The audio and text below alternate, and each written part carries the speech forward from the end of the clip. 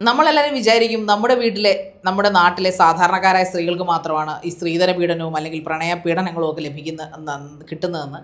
എന്നാൽ അതിൽ നിന്ന് വ്യത്യസ്തമല്ല ഈ ഉന്നതങ്ങളിൽ, അതായത് ഈ പറയപ്പെടുന്ന പ്രശസ്തരായ ആൾക്കാരുടെ ജീവിതത്തിലും നമ്മുടെ സാധാരണക്കാരെ പോലെ സ്ത്രീ എവിടെയാണോ അതിൽ അവളുടെ ടാഗ് ലൈൻ ഒന്നും വിഷയമല്ല. അവളിപ്പോൾ പണക്കാരിയാണോ, അവൾ സിനിമാ താരമാണോ, സീരിയൽ താരമാണോ, സിനിമാ താരത്തിൻ്റെ അനിയത്തിയാണോ, ചേച്ചിയാണോ എന്നുള്ളതൊരു വിഷയമല്ല. അവൾ സ്ത്രീയാണോ അവൾ പീഡിപ്പിക്കപ്പെട്ടിരിക്കും. അത് പ്രണയവിവാഹം ആയാലും അറേഞ്ച്ഡ് മാരേജ് ആയാലും ഒക്കെ പീഡിപ്പിക്കപ്പെട്ടിരിക്കും. ഇത് പറയാൻ കാര്യം പ്രശസ്ത സീരിയൽ സിനിമാ താരം ഉമാ നായരുടെ വാക്കുകളാണ്. കഴിഞ്ഞ ദിവസം ഒരു ടി വി ചാനൽ, ഒരു ഓൺലൈൻ ചാനൽ കൊടുത്ത ഒരു ഇൻ്റർവ്യൂവിൽ അവർ വളരെ വേദനയോടുകൂടി പറയുകയുണ്ടായി, ഈ പീഡനങ്ങൾ തീർച്ചയായിട്ടും അവരുടെ കൺമുമ്പിൽ അവർ കണ്ടിട്ടുള്ളതാണ്. അവരുടെ സ്വന്തം സഹോദരിക്ക് വളരെ ക്രൂരമായ പീഡനങ്ങൾ അവരുടെ ഭർത്താവിൻ്റെ വീട്ടുകാരുടെ ഭാഗത്തു നിന്നും ഉണ്ടായിട്ടുണ്ട്. അവർ വല്ലാത്തൊരു ട്രോമയിലാണ് അനിയത്തിയൊപ്പം ഉള്ളതെന്നൊക്കെ അവർ വളരെ സങ്കടത്തോടു കൂടി പറയുന്ന ഒരു ഇൻ്റർവ്യൂവിനെ കുറച്ച് ഭാഗങ്ങൾ ഞാൻ കണ്ടിരുന്നു. പൗർണമി കണ്ടിരുന്നു. അതിനകത്ത് പ്രസക്തമായി പറയുന്നത് ഈ പറയുന്ന പീഡനങ്ങളെക്കുറിച്ച് മാത്രമല്ല, അതായത് പെൺകുട്ടികളുടെ ഭാവി അല്ലെങ്കിൽ പെൺകുട്ടികളുടെ വീട് അല്ലെങ്കിൽ പെൺകുട്ടികളുടെ ഇടം ഏതാണ് എന്നൊരു ചോദ്യമാണ്. അല്ലെങ്കിൽ പെൺകുട്ടികൾക്കായിട്ടൊരു വീട് ഉണ്ടോ എന്നൊരു ചോദ്യമാണ് അവർ മുന്നോട്ട് വെക്കുന്നത്. ആ ഒരു ആശയം ശരിക്കും പറഞ്ഞാൽ ഒരുപാട് ചിന്തിക്കാനുള്ളതുണ്ട്. കാരണം ഒരു പെൺകുട്ടി അല്ലെങ്കിൽ ഒരു പെൺകുഞ്ഞ് ജനിക്കുമ്പോൾ മുതൽ മുന്നോട്ടുള്ള ഓരോ കാര്യങ്ങളിലും നല്ല രീതിയിൽ തന്നെയായിരിക്കും വളർത്തുന്നത്. സ്കൂളുകളിൽ പോകുന്നു, കോളേജിൽ പോകുന്നു, അല്ലെങ്കിൽ ആ ഒരു കാലഘട്ടത്തിലെല്ലാം ഈ മകളുടെ നേട്ടം തങ്ങളുടെ അഭിമാനമായിട്ടാണ് എല്ലാ മാതാപിതാക്കളും കാണുന്നത്. പക്ഷേ വിവാഹം ചെയ്ത്, കാരണം നമ്മുടെ നാട്ടിൽ കാലാകാലങ്ങളായിട്ട് ഫോളോ ചെയ്ത് വരുന്ന ഒരു സിസ്റ്റമാണ് അല്ലെങ്കിൽ ഒരു കസ്റ്റമാണ് ഈ വിവാഹം എന്ന് പറയുന്നത്. ഇപ്പോൾ ഒരുപാട് ചേഞ്ചസ് വന്നു, അല്ലെങ്കിൽ ഒരുപാട് പുരോഗമനവും ഡെവലപ്മെൻറ്റും തോട്ട്സിലും രീതികളിലും എല്ലാം വന്നെങ്കിൽ പോലും അത് പൂർണ്ണമായും പഴയ കാലത്തിലെ കാര്യങ്ങൾ മാറണമെങ്കിൽ ഇനിയും ഒരുപാട് കാലങ്ങളെടുക്കും. ഒരു പക്ഷേ മാറിയില്ലെന്ന് തന്നെ വരും. ഇന്ന് വിരളമായിട്ടുണ്ടായിരുന്ന പല കാര്യങ്ങളും അന്ന് ഭയങ്കര വിപുലമായിട്ട് നടന്നതാണെങ്കിൽ അത് നേരെ ഓപ്പോസിറ്റ് ആവാനും മതി. പക്ഷേ ഇവർ ചോദിക്കുന്ന ഒരു പ്രസക്തമായ കാര്യം, വിവാഹം കഴിഞ്ഞ ശേഷം എല്ലാവരും പറയും പെൺകുട്ടികളുടെ വീട് കല്യാണം കഴിച്ചു വിടുന്ന വീടാണ് അല്ലെങ്കിൽ ഭർത്താവിൻ്റെ വീടാണ്. പക്ഷേ അവർ ഏതെങ്കിലും സാഹചര്യത്തിൽ അല്ലെങ്കിൽ കല്യാണം കഴിച്ച് ചെല്ലുന്ന വീട്ടുകാർ പറയും നിൻ്റെ വീട്ടിൽ പോയി നിന്നൂടെ, നിൻ്റെ വീട്ടിൽ പോയി നിന്നൂടെ.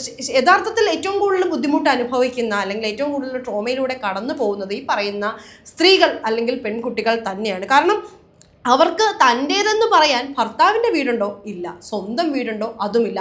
ശരിക്കും കല്യാണം കഴിഞ്ഞാൽ പിന്നെ നമ്മൾ സ്വന്തം വീട്ടിലേക്ക്, പെൺകുട്ടികൾ എവിടെയാണോ ജനിച്ചു വളർന്നത് ആ വീട്ടിലേക്ക് വെറും അതിഥികളായി ചുരുങ്ങി പോകുന്നത് അത് ഒരുപാട് പേര് സപ്പോർട്ട് ചെയ്യുന്നൊരു കാര്യമാണ്. പക്ഷേ മാതാപിതാക്കളുടെ മനോഭാവത്തിനാണ് അവിടെ ഒരു ചേഞ്ച് വരേണ്ടത്. അതായത് തൻ്റെ മകനുണ്ടെങ്കിലും മകൻ്റെ വിവാഹം കഴിഞ്ഞാലും തൻ്റെ മകൾ തൻ്റെ വീട്ടിലേക്ക് വരുമ്പോൾ അത് അവളുടെയും കൂടെ വീടാണ് എന്ന ബോധ്യം അവർക്കാണ് ആദ്യം ഉണ്ടാവേണ്ടത്. കാരണം മകള് ഒരിക്കലും കല്യാണം കഴിഞ്ഞതുകൊണ്ട് ഇതെൻ്റെ വീടല്ല എന്ന് പറഞ്ഞിട്ട് ആരും നിൽക്കില്ല. പക്ഷേ ഈ ഒരു ചിന്ത മകളുടെ മനസ്സിലേക്ക് അടിച്ചേൽപ്പിക്കുന്നത് മാതാപിതാക്കളോ ഈ പറയുന്ന സഹോദരങ്ങളോ, ഇപ്പം ഒരു ആൺകുട്ടിയും കൂടെ ഒപ്പം ഉണ്ടെങ്കിൽ, അല്ലെങ്കിൽ രണ്ട് പെൺകുട്ടികളോ അല്ലെങ്കിൽ രണ്ട് ആൺകുട്ടികളോ ഒരു പെണ്ണോ ഉണ്ടെങ്കിൽ പോലും പെൺകുട്ടിയുടെ വിവാഹം നോർമലി ഒരു നേരത്തെ തന്നെ കല്യാണം കഴിച്ച് വിടുമായിരിക്കും. കാരണം ആങ്ങളെയൊക്കെ ഉള്ളതുകൊണ്ട് അവർക്ക് കല്യാണം കഴിക്കണം. അതെന്തുകൊണ്ട് അങ്ങനെയൊക്കെയുള്ള ചിന്ത തന്നെ ആവശ്യമില്ല. കാരണം പെൺകുട്ടിയുടെ പ്രായം കുറവാണ്, ആങ്ങളെയൊക്കെ കല്യാണം കഴിക്കേണ്ട പ്രായമായെങ്കിൽ ആങ്ങളെ കല്യാണം കഴിക്കണം. ആ കൊണ്ടുവരുന്ന കുട്ടിക്കും അവിടെ നല്ലൊരു അറ്റ്മോസ്ഫിയർ ഒരുക്കി കൊടുക്കണം. അതുപോലെ തന്നെ ഈ ഭർത്താവിൻ്റെ സഹോദരി നല്ലൊരു സുഹൃത്തായിരിക്കട്ടെ, അല്ലെങ്കിൽ നല്ലൊരു ഏട്ടത്തി ആയിക്കോട്ടെ, അങ്ങനെയൊക്കെ ആവാം. പക്ഷേ നമ്മുടെ നാട്ടിൽ കാലാകാലങ്ങളായിട്ട് ഫോളോ ചെയ്ത് വരുന്നത് അങ്ങനെയൊക്കെ സംഭവിച്ചു കഴിഞ്ഞാൽ ഉറപ്പായിട്ടും അടിയും വഴക്കും ഒക്കെ ഉണ്ടാവണം എന്നുള്ളൊരു പാറ്റേൺ എവിടെ നിന്നോ ആരിൽ നിന്നോ കിട്ടി. അത് നമ്മൾ എഴുതി വെച്ച കഥ പോലെ എല്ലാവരും അത് പിന്തുടർന്ന് പോകുന്നു. പക്ഷെ ശരിക്കും ഈ ഉമാ നായർ പറഞ്ഞ കാര്യങ്ങളിൽ പ്രസക്തമായിട്ടുള്ള ഒരു ചോദ്യം, എവിടെയാണ് ശരിക്കും പെൺകുട്ടികളുടെ വീട്? ഏതാണ് ഒരു പെണ്ണിന്റെ വീട്? അത് ആഫ്റ്റർ മാരേജ്. അതെ, ആഫ്റ്റർ മാരേജ്. ശരിക്കും അവിടെ ചെന്ന് കഴിഞ്ഞാൽ അവിടെയുണ്ടോ? ഇല്ല. ഇവിടെ വന്നാൽ ഇവിടെയുണ്ടോ? ഇല്ല. അപ്പം ശരിക്കും ആ ഒരു അറ്റ്മോസ്ഫിയർ, ഈ ഒരു വീഡിയോയുടെ താഴെ ശരിക്കും ഞാൻ ഒരുപാട് കമൻസ് കണ്ടു. അധികം കമൻസ് ഒന്നും ഇല്ല, അതുകൊണ്ട് തന്നെ നമുക്ക് വായിക്കാൻ എളുപ്പമായിരുന്നു. പറഞ്ഞേക്കുക, തൻ്റെ ലവ് മാരേജ് ആയിരുന്നു, ഒരു വ്യക്തി ലവ് മാരേജാണ്, 19 വർഷമായി 3 കുട്ടികളുണ്ട്. പക്ഷേ ഈ 19 വർഷത്തിനിടയിൽ ഒരിക്കൽ പോലും തൻ്റെ ഭാര്യ അവളുടെ വീട്ടിൽ പോയി നിന്നിട്ടില്ല. പക്ഷേ അവരുമായിട്ട് നല്ല ബന്ധമാണ്, നല്ല കമ്മ്യൂണിക്കേഷനാണ്. അത് ഒരു പക്ഷേ ആ പറയുന്ന വ്യക്തി, ഈ ഭർത്താവ് അവരെ നല്ല രീതിയിൽ നോക്കുന്നത് കൊണ്ടാവാം, അല്ലാതെ അവർക്ക് ആ വീട്ടിൽ പോയി നിൽക്കാൻ ആഗ്രഹമില്ലാഞ്ഞിട്ടല്ല. പക്ഷേ ഭർത്താവിനെ സ്നേഹിക്കുന്ന അല്ലെങ്കിൽ ഭർത്താവിൻ്റെ കരുതലുള്ള ആ ഒരു സ്ത്രീയുടെ ഭാഗ്യമായിരിക്കാം. പക്ഷേ സ്റ്റിൽ എല്ലാവരും അങ്ങനെ അല്ല.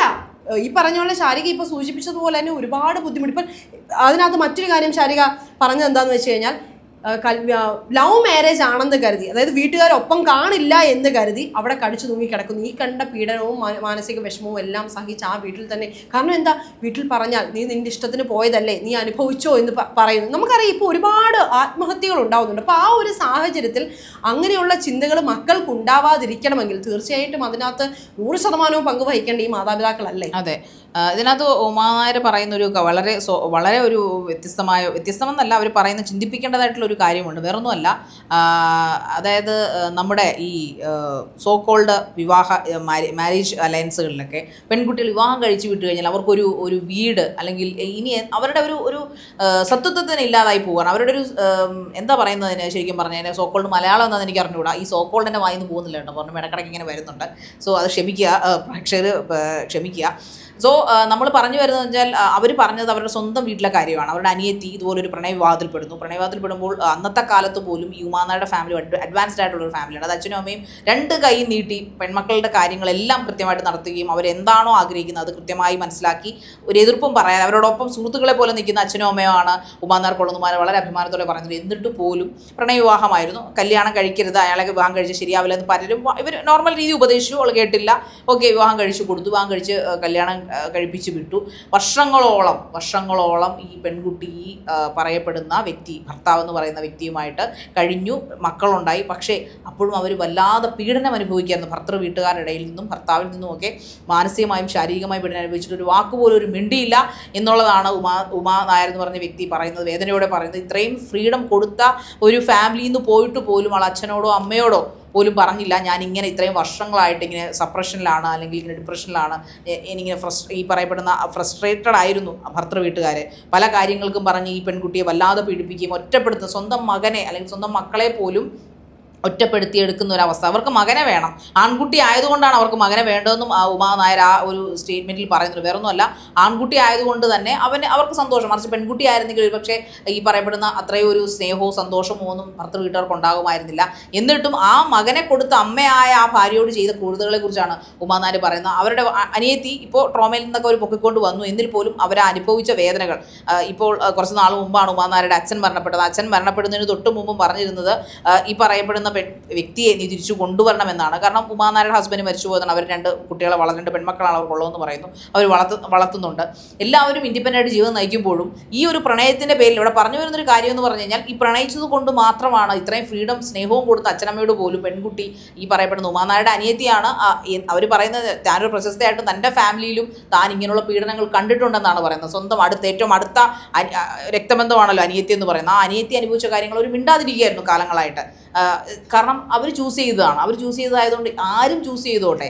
മറിച്ച് ഇങ്ങനൊരു സംഭവം ഒരാൺകുട്ടിയാണ് ചെയ്യുന്നതെങ്കിൽ, അവർ ചോദിക്കുന്നത് ആൺകുട്ടിയാണ് ചെയ്യുന്നതെങ്കിൽ അവനൊരു പ്രശ്നവുമില്ല. അവൻ പ്രണയിച്ചു, ഓക്കെ, എല്ലാവരും പറയുന്ന പോലെ അവനോട് ക്ഷമിക്കുന്നു, അവർ വീട്ടിൽ കയറ്റുന്നു, അവർ സന്തോഷത്തോടെ ജീവിക്കുന്നു.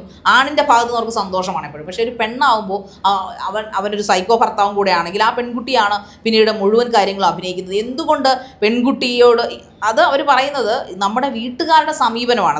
നമ്മുടെ സൊസൈറ്റിയിലെ പെൺകുട്ടികളുടെ മാതാപിതാക്കളുടെ സമീപനം വല്ലാതെ മാറേണ്ട ഒരു അവസ്ഥ അധികരിച്ചിരിക്കുന്നു എന്നാണ് ഉമാനാർ പറയാതെ ഇവിടെ പറയുന്നത്. വേറൊന്നുമല്ല, എന്തുകൊണ്ടാണ് ഒരു പെൺകുട്ടി ജനിക്കുമ്പോൾ ഭാരമായിട്ട് ഇപ്പോഴും തോന്നുന്നത്, അല്ലെങ്കിൽ പെൺകുട്ടി ജനിക്കുന്ന ഒരു ബേർഡനാണ് നിന്നും ചിന്തിക്കുന്നവരുണ്ട്.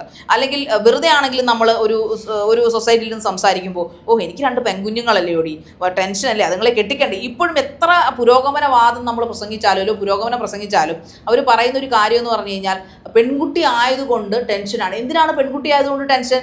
ആ പെൺകുട്ടിയെ നല്ല രീതിയിൽ വളർത്തി സേഫായിട്ട് വളർത്തുക എന്ന് മാത്രമുള്ള ഉത്തരവാദിത്വം പാരൻസിനുള്ളൂ. എന്തിനാണ് അവരുടെ കാര്യത്തിൽ? അത് ആണാണെങ്കിലും അങ്ങനെ തന്നെയല്ലേ, അവനെ ആക്രമിച്ചുകൂടെ? ഇന്നത്തെ കാലത്ത് അവനെയൊക്കെ റേപ്പ് ചെയ്യും. അതല്ല മാതാപിതാക്കളുടെ ടെൻഷൻ. ഏതെങ്കിലും ഒരാൾ തൻ്റെ പെൺമക്കളെ റേപ്പ് ചെയ്യുന്നുള്ളതല്ല മാതാപിതാക്കളുടെ ടെൻഷൻ മുഴുവനും അവളുടെ വിവാഹത്തെക്കുറിച്ചാണ്. അത് പറയുമ്പോൾ തന്നെ നമുക്കറിയാം, ഒരു പെൺകുഞ്ഞാണ് എൻ്റെ പൗർണമി, എനിക്കൊരു പെൺകുഞ്ഞാ, അവളെ ഇനി വളർത്തി വലുതാക്കി കെട്ടിച്ച് വിടണ്ടേ എന്നൊരു ഫ്രേസ് പോലെ അങ്ങ് പറയുകയാണ്. നമ്മുടെ സൊസൈറ്റിയിൽ അതങ്ങ് അടിച്ചു വെച്ചിരിക്കുകയാണ്. വേറെ ഒന്നുമല്ല, പെൺകുട്ടി ആയതുകൊണ്ട് വിവാഹം കഴിപ്പിക്കണം. പക്ഷേ വിവാഹം കഴിച്ചു പോകുന്ന പെൺകുട്ടിക്ക് അതിനകത്ത് ഉമാനായർ കോട്ട് ചെയ്യുന്നൊരു കാര്യം കേട്ട് സത്യത്തിൽ എനിക്ക് വിഷമം തോന്നുന്നു. വേറെ ഒന്നുമല്ല, ഉമാനായരുടെ മകൾ ഉമാനായോട് ചോദിക്കും, അമ്മ എന്നെ കെട്ടിച്ചു വിടുവാണെങ്കിൽ എൻ്റെ റൂം എനിക്ക് തന്നെ തന്നേക്കണേ ഞാൻ തിരിച്ചു വരുമ്പോൾ. അതായത് പെൺകുട്ടികളുടെ മനസ്സിൽ ആ ചിന്തയാണ്, എൻ്റെ വിവാഹം കഴിച്ച് വിട്ട് കഴിഞ്ഞാൽ പിന്നെ അവൾക്ക് ആ റൂമില്ല.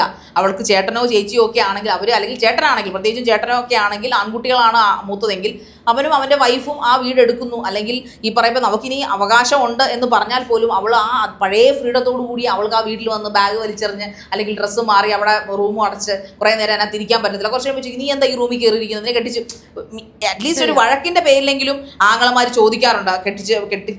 കെട്ടിച്ചു വിട്ട പെങ്ങാമാരോട് ആങ്ങളമാർ ജസ്റ്റ് ഒരു വഴക്ക്, ചെറിയൊരു നീരസം തോന്നിയാൽ തന്നെ ചോദിക്കും, ഇതിനെ കെട്ടിച്ചു വിട്ടതല്ലേ, നീ എന്തിനാ ഇവിടെ വന്ന് നിൽക്കുന്നത്, അങ്ങനെ ചോദ്യം ചോദിക്കാൻ എങ്ങനെയാണ് ആൺകുട്ടികൾക്ക് തോന്നുന്നത്? അതിന് കാരണക്കാരി പെൺകുട്ടികളുടെ പാരൻസ് തന്നെയാണ്. കാരണം കൂടപ്പുറപ്പുകളെ പറഞ്ഞു കൊടുക്കുന്ന അവളെ കെട്ടിച്ചുവിടാനുള്ള നാളെ നിന്റെ അത് ചുമ്മാ തമാശയ്ക്കാണെങ്കിലും പണ്ടോട്ട് പറഞ്ഞാൽ കേട്ടു, നിനക്കിനി ഇവിടുത്തെ നീ കെട്ടിപ്പിടിച്ചോണ്ടിരിക്കേണ്ട, ഇത് നിനക്കുള്ളതല്ല. അങ്ങനൊരു ചിന്ത സൊസൈറ്റിയിൽ സോക്കോൾഡായിട്ട് നമ്മൾ സ്റ്റാമ്പ് ചെയ്ത് കൊടുത്തിരിക്കണം. അതുകൊണ്ടാണ് എല്ലാ പീഡനങ്ങളും സഹിച്ച് ഓരോ ഭർത്തൃ വീട്ടിലും ഓരോ പെൺകുട്ടികളും തൂങ്ങി മരിക്കുകയും കൊല്ലപ്പെടുകയും ചെയ്യുന്നതിൻ്റെ കാരണം ഈ ഒരു സോക്കോൾഡ് സ്റ്റാമ്പിംഗ് ആണ്. വേറൊന്നുമല്ല, കെട്ടിച്ചു വിട്ടാൽ സ്വന്തം വീട്ടിൽ പിന്നെ റൈറ്റ് ഇല്ല, സ്വന്തം വീട്ടിലേക്ക് വരാൻ പറ്റില്ല. നിനക്ക് തരാനുള്ളതൊക്കെ തന്നു, നിനക്ക് തരാനുള്ളതൊക്കെ തന്നെന്ന്, എന്ത് തന്നെന്ന്? നിങ്ങളുടെ മകളാണ് അല്ലെങ്കിൽ നിങ്ങളുടെ കൂടപ്പിറപ്പാണ്, അവൾക്ക് തരാനുള്ളതെന്ന് പറഞ്ഞാൽ നിങ്ങളുടെ ഇഷ്ടത്തിന് കൊടുക്കുന്നതാണ്. അപ്പോൾ ഒരിക്കലും ഒരു പെൺകുട്ടിയും എനിക്ക് തോന്നുന്നില്ല, ഒരു 100-ൽ 95% പെൺകുട്ടികളും വാശി പിടിച്ചാൽ എനിക്ക് 100 പവൻ സ്വർണം തരണം, അല്ലെങ്കിൽ എനിക്ക് കാർ തരണം, അല്ലെങ്കിൽ നിനക്ക് ഞങ്ങൾ ഇതൊക്കെ തന്നു വിടുന്ന അച്ഛനമ്മമാർ തന്നെയാണ് പറഞ്ഞു കൊടുക്കുന്നത് ചെറുതിലേ തൊട്ടതേ. നിനക്ക് ഇഷ്ടമുള്ളല്ല, അതിൻ്റെ കല്യാണത്തിന് തരാം. ഒരു കാറിന് ഇഷ്ടം പറയുമ്പോഴും പെൺകുട്ടികളുടെ അച്ഛൻ പറഞ്ഞു കൊടുക്കുന്നത് അതിൻ്റെ കല്യാണത്തിന് തന്നു. എന്തിനാണ് അങ്ങനെ തരുന്നത്? അതിൻ്റെ ആവശ്യമില്ല. അവരെ അന്തസ്സായിട്ട് വിദ്യാഭ്യാസം ചെയ്യിക്കൂ. സത്യത്തിൽ മാറേണ്ടത് പെൺകുട്ടികളുടെ പാരൻസ് അല്ലേ പറഞ്ഞത്? തീർച്ചയായിട്ടും ഒരുപാട് മാറ്റങ്ങൾ വരാനുണ്ട് ആ ഒരു കാര്യം പറയുമ്പോൾ. പക്ഷേ ഇപ്പോൾ നമ്മൾ ശാരിക കുറച്ച് മുമ്പ് സൂചിപ്പിച്ചപ്പോൾ, അതായത് പ്രശസ്തരായ ആളുകളുടെ ജീവിതത്തിൽ ഇങ്ങനെയൊക്കെ സംഭവിക്കുന്നത്, ശരിക്കും പറഞ്ഞാൽ പ്രശ്നത്തിന് പ്രശസ്തിയൊന്നും ഒരു പ്രശ്നമല്ല, അത് ആരുടെ ജീവിതത്തിലും സംഭവിക്കാം. ഇപ്പോൾ ഈ റീസെൻ്റ് ആയിട്ട് ഇതുപോലെ തന്നെ ഒരു സീരിയൽ നടിയുടെ കാര്യത്തിൽ സംഭവിച്ചൊരു കാര്യം, അതായത് അതും ഇതുപോലെ പ്രശസ്തയായ ഒരു നടി, മൃദുല എന്ന് പറയുന്ന നടിയുടെ അനിയത്തി പാർവതി, അവരുടെ ഒരു വീഡിയോ ഒക്കെ ഉണ്ടായിരുന്നു. അവർ ഇതുപോലെ സീരിയൽ സെറ്റിൽ വെച്ച് കുടുംബ വിളക്ക് എന്ന് പറയുന്ന ഒരു സീരിയൽ അഭിനയിച്ചുകൊണ്ടിരിക്കുന്നത്. അവരുടെ വീഡിയോ ഈ റിസൾട്ടിൽ കാണാൻ ഇടയായതുകൊണ്ടാണ് ഇവിടെ അത് പരാമർശിക്കുന്നത്. കാരണം ഇതുമായിട്ട് നല്ല രീതിയിൽ മാച്ച് ചെയ്ത് നിൽക്കുന്നതായിട്ട് തോന്നി.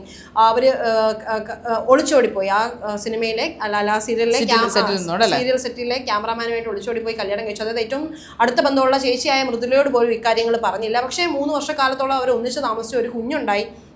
പക്ഷേ അൺഫോർച്ചുനേറ്റ്ലി സെപ്പറേറ്റഡ് ആയി. പക്ഷേ അവരുടെ വീട്ടുകാർ അല്ലെങ്കിൽ ഈ പറയുന്ന മൃദുല അടക്കമുള്ളവർ അവരെ ഇരുകൈയും നീട്ടി സ്വീകരിച്ച് തീർച്ചയായിട്ടും വിഷമം ഉണ്ടാവും. പക്ഷേ അവരെ ഉയർത്തിക്കൊണ്ട് വന്നു. ഇപ്പോൾ അവർ വീണ്ടും ആക്റ്റീവായിട്ട് നിൽക്കുന്നു. ശരിക്കും അങ്ങനെയുള്ള പേരൻസ് തന്നെയാണ്. അതായത് അവരും ഈ പറയുന്ന പോലെ മകള് പോയതാണെന്ന് വെച്ച് കൈ ഒഴിഞ്ഞിരുന്നെങ്കിൽ ഒരുപക്ഷെ അവരിന്ന് ജീവനോട് ഉണ്ടാവണം എന്നില്ല. ഒറ്റയ്ക്ക് ഒരു കുഞ്ഞിനെ നോക്കുക എന്ന് പറയുന്നത് നിസ്സാര കാര്യമല്ല. അപ്പോൾ ഇപ്പോൾ അവർ ഹാപ്പി ആയിട്ടിരിക്കുന്നുണ്ടെങ്കിൽ അതിൻ്റെ ക്രെഡിറ്റ് മൊത്തം ആ പേരൻസിന് കൊടുക്കേണ്ടത് തന്നെയാണ്. അവർക്കിപ്പോൾ കുറ്റബോധമുണ്ട്, പേരൻസിനെ ചതിച്ചിട്ട് പോയല്ലോ എന്നുള്ള കുറ്റബോധമുണ്ട്. അപ്പം അനുഭവം വരുമ്പോഴേ പലർക്കും പല കാര്യങ്ങളും മനസ്സിലാവുള്ളൂ. ശരിക്കും എൻ്റെ പേഴ്സണലി ഒരു ഒപ്പീനിയൻ, അല്ലെങ്കിൽ എൻ്റെ ഒരു ആഗ്രഹം എന്ന് പറയുന്നത്, നമ്മൾ എപ്പോൾ ചെന്ന് കയറുന്ന വീട്ടിലും അല്ലെങ്കിൽ സ്വന്തം വീട്ടിലും ഒരേപോലെ ഈക്വലായിട്ട് നിൽക്കാൻ നമുക്ക് സാധിക്കണം. അതിനുള്ളൊരു അറ്റ്മോസ്ഫിയർ 2 വീട്ടിലെ കുടുംബങ്ങളും അല്ലെങ്കിൽ 2 വീട്ടിലെ പേരൻസും എപ്പോഴാണോ ഒരുക്കി തരുന്നത്, സ്വന്തം വീട്ടിലെ പേരൻസ് ആണെങ്കിലും ഭർത്താവിൻ്റെ വീട്ടിലെ പേരൻസ് ആണെങ്കിലും, ആ ഒരു സാഹചര്യം ഈ പറയുന്ന പെൺകുട്ടികൾക്ക് എപ്പോഴാണോ ഒരുക്കി തരുന്നത്, അപ്പോഴേ ഈ പ്രശ്നങ്ങൾക്കൊക്കെ ഒരു വിരാമമായിട്ടുണ്ട്, പുതിയൊരു ചരിത്രം കുറിക്കാൻ സാധിക്കുകയുള്ളൂ.